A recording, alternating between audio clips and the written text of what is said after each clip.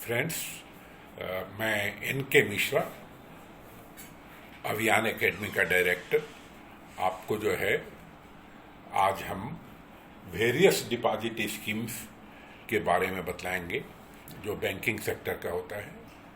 और ये जो है जो हमारी वीडियो है वो सामान्य वर्ग के बहुत सारे सेक्टर के लिए उपयोगी है। इसमें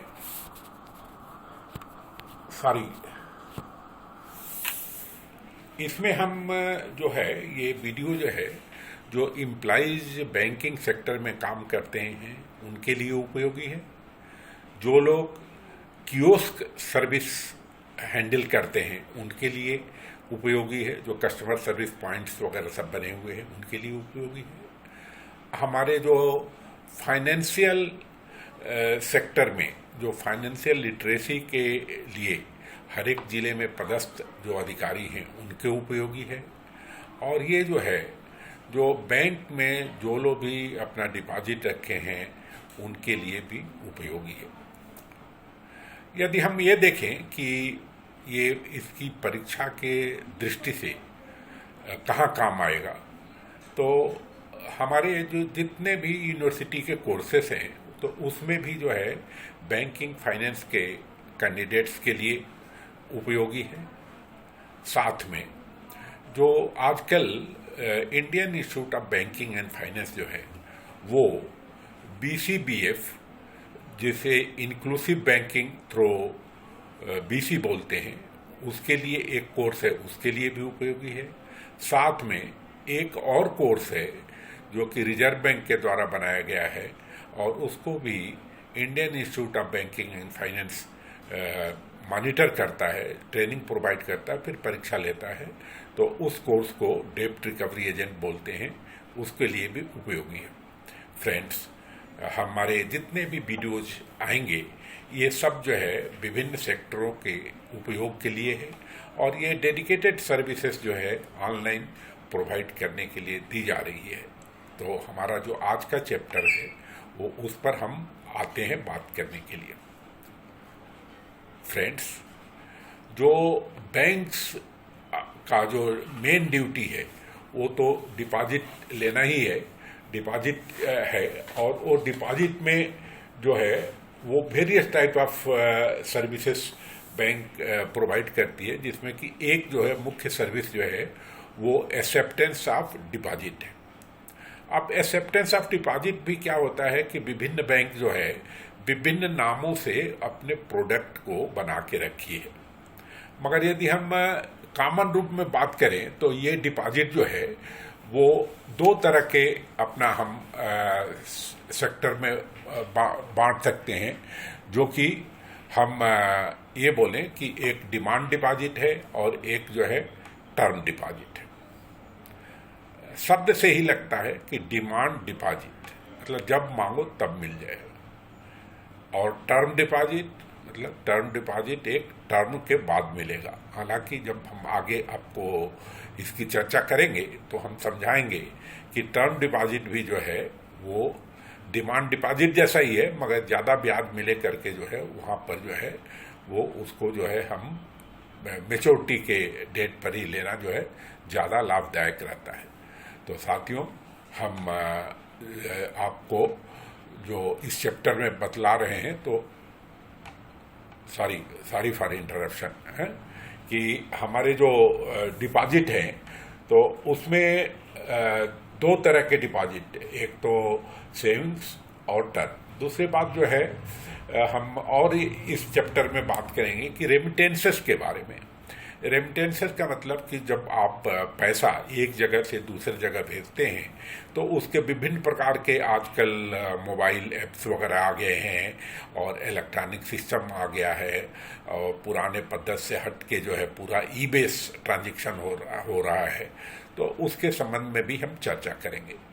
साथ ही बैंक में आप जो है बहुत सारे लोग लॉकर्स वगैरह सेफ डिपॉजिट लॉकर रखे रहते हैं, तो लॉकर के बारे में चर्चा करेंगे।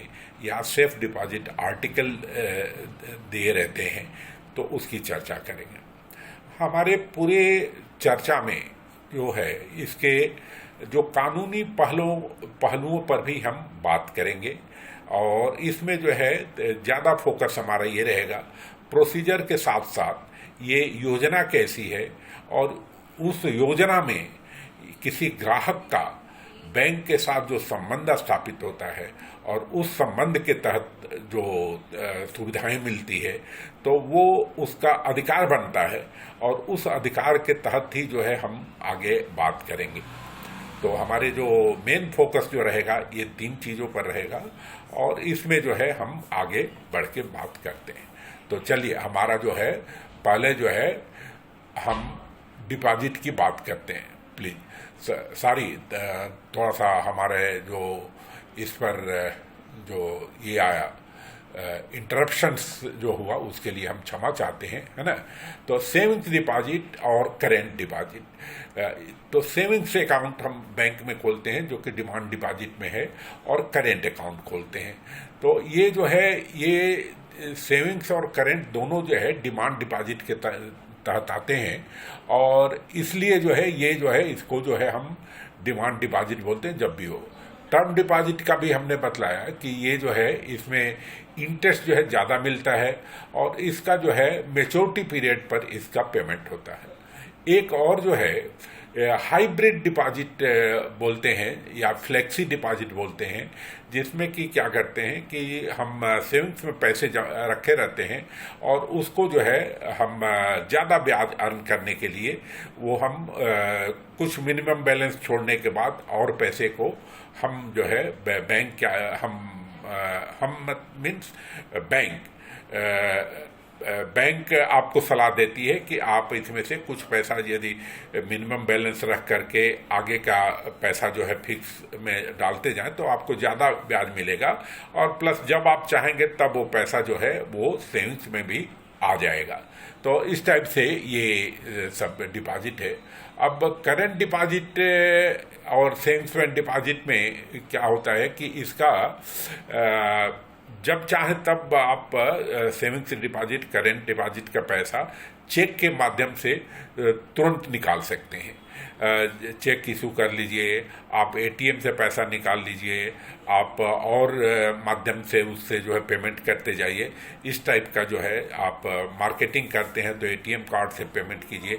ये सब चीज़ें जो है हम आपको आगे वो करेंगे, मगर मुख्य रूप से हम ये बोले तो इसमें जो है चेक के माध्यम से हम विड्रॉल वगैरह की हो रहती है, और डिपॉजिट वगैरह आप कर सकते हैं, आगे बढ़ सकते हैं। अब इसमें हमारा जो है कि फिक्स डिपॉजिट जो होता है तो ये स्पेसिफिक पीरियड के लिए रहता है, और बैंक जैसा मैंने बतलाया कि आपको ज़्यादा ब्याज देती है, और इसका जो पीरियड जो रहता है तो कई बार पहले तो 45 डेज था, कई बार 7 डेज का अपना हो जाता है, कई बार बड़े डिपॉजिट का विभिन्न समय में 1 करोड़ से ज़्यादा का फंड है कि 1 करोड़ से कम का फंड है। तो ये देखते हुए आजकल ये काफ़ी कॉम्प्लिकेटिव नहीं, मतलब यदि आप ज़्यादा पैसा रखे हैं और उस पैसे को ये करें इन्वेस्ट करना चाहते हैं, तो इस टाइप के रेगुलर जो स्कीम्स आती है तो उसके टच में आपको रहना पड़ेगा, है ना। और जो फिक्स डिपॉजिट में जो आपका ये रहता है, रिसीट रहती है, रिसीट मिलता है, एक्नॉलेजमेंट मिलता है, तो उसमें जो है मैच्योरिटी वैल्यू लिखी रहती है। और ये जो सेविंग्स बैंक, करेंट अकाउंट या फिक्स डिपॉजिट के लिए ये पर्टिकुलरली फिक्स डिपॉजिट के लिए ये ज़रूरी है कि आप अपना जो है पैन नंबर जो है वो बैंक में रिकॉर्ड करें। पैन नंबर इसलिए रिकॉर्ड कराना ज़रूरी है क्योंकि आपके डिपॉजिट पर जो इंटरेस्ट मिलता है उस पर जो है टैक्स कटता है, और ये पैन नंबर आपका रिकॉर्डेड है तो वो आप जो है जो भी है 10% या जो भी रेट है उससे कटेगा। और यदि आप टैक्स देने के लिए एलिजिबल नहीं थे तो आप उसका रिफंड भी ले सकते हैं, या आप जैसे बैंक्स में 15H 15G वगैरह जमा करते हैं कि आपका इंटरेस्ट इनकम जो है आपके टोटल टैक्सेबल इनकम से कम है, तो ये पैन नंबर देना ज़रूरी है। साथियों, हम और जो आगे आपसे ये करेंगे कि जो हाइब्रिड डिपॉजिट जो है वैसे ही है जैसे ये किए।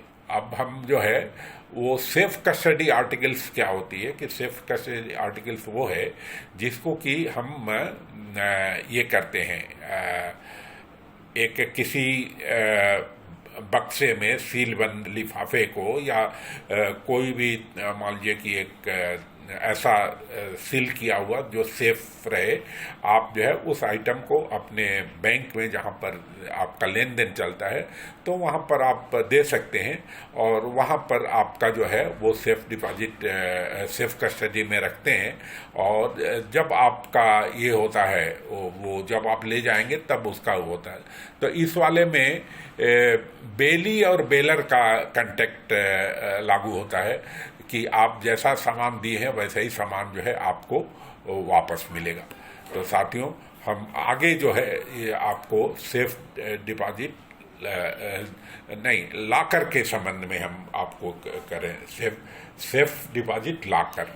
तो लॉकर भी क्या होता है कि लॉकर में जो बैंक का और आपका ग्राहक का संबंध जो होता है तो वो किराएदार और मालिक का होता है। जैसे आप जो है लाकर किराए पर लिए रहते हैं, वहाँ पर आपका कोई डेटर क्रेडिटर का संबंध नहीं रहता है। दूसरी बात जो है, जो लाकर में जो सामान रहता है तो उसकी जानकारी बैंक को नहीं रहती है, तो इसमें जो है सिक्रेसी आपके पास रहती है।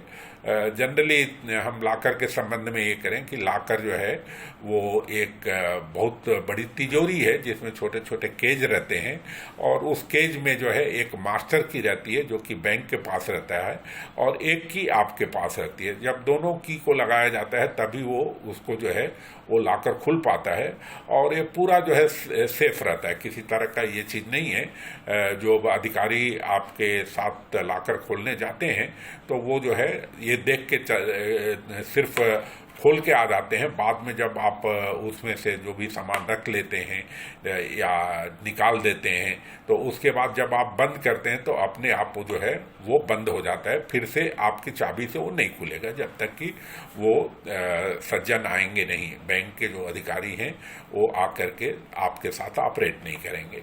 दूसरी बात जो है, इसमें जो है जो आपकी जो चाबी मिलती है तो उस चाबी को आपको सुरक्षित रखना चाहिए और उसको जो है उस चाबी का नंबर, लॉकर का नंबर याद रखना चाहिए। दूसरी बात जो है, जब आप लॉकर ऑपरेट करने जाते हैं तो आपको जो है थोड़ा काफ़ी सतर्कता बरतनी चाहिए, क्योंकि आजकल बहुत सारे बाहर में यदि किसी को देखते रहते हैं लोग कौन लॉकर में गया है, क्या निकाल रहा है, क्या निकाल रहा है तो नहीं लॉकर में गया है। अब मान लीजिए कि बाहर में आप ठीक से अपने सामान को सुरक्षित लेकर के नहीं आए हैं, कुछ अनहोनी ना हो जाए, तो जब भी आप जो है लॉकर का उपयोग करने जाएं तो अपने को सतर्कता बरतते रहें। यदि ओल्ड एज के हैं तो अपने साथ जो है किसी अन्य को भी लेते जाएं ताकि आपका लॉकर सही से बंद हो गया कि नहीं वो देखे। और जब आप लॉकर को ऑपरेट करने जाते हैं तो लॉकर का एक ऑपरेशन रजिस्टर रहता है जिसमें कि आप रिक्वेस्ट साइन करते हैं, टाइम डालते हैं और फिर जो है आपका सिग्नेचर को वेरीफाई करता है वो अधिकारी, फिर आपको परमिट करता है। परमिशन के बाद जो है फिर से आपको इंश्योर करना पड़ता है कि आप जो है उस लॉकर को ठीक से बंद कर दिए हैं, कोई भी चीज़ खाली नहीं छोड़े। तो इसकी भी सर्टिफिकेट उसमें लेके रखते हैं। तो साथियों, इसका जो लॉकर का किराया जो है वो साल में एक बार एडवांस रूप में लेना पड़ता है जो कि बैंक रिकवर करती है। और यदि आपका किराया मान लीजिए कि जमा नहीं है और आप जमा नहीं करते, या कई बार ऐसे भी बातें आई है कि लोग जो है लॉकर में तो कुछ रखते नहीं है और आखिरी में जो है चले जाते हैं, तो ये भी हालांकि अब तो बहुत कम हो गया, पहले बहुत सारे ऐसे केसेस होते थे। तो लॉकर को जो है नोटिस दे करके तोड़वाने का अधिकार जो है बैंक के पास रहता है। या मान लीजिए कि आपका कुछ सामान भी उसमें पड़ा है और आप जो है किराया नहीं ये करते हैं, तो किराए की वसूली के लिए जो है वो बैंक जो है आपको पहले नोटिस देगी, फिर उसके बाद यदि उसके बाद भी नहीं वो किए हैं तो फिर से नोटिस दे करके और आपका जो है वो लॉकर जो है पंचनामा करके तुड़वाएगी, आपका सामान जो है दूसरे जगह रखेगी और आपको जो है उनका किराया भी देना पड़ेगा, और फिर से जो है वो ला करके जो सामान है उसको सील करके रखा जाएगा कि आप जो है जब आएंगे और फिर से जो है सेफ कस्टडी चार्ज लगेगा।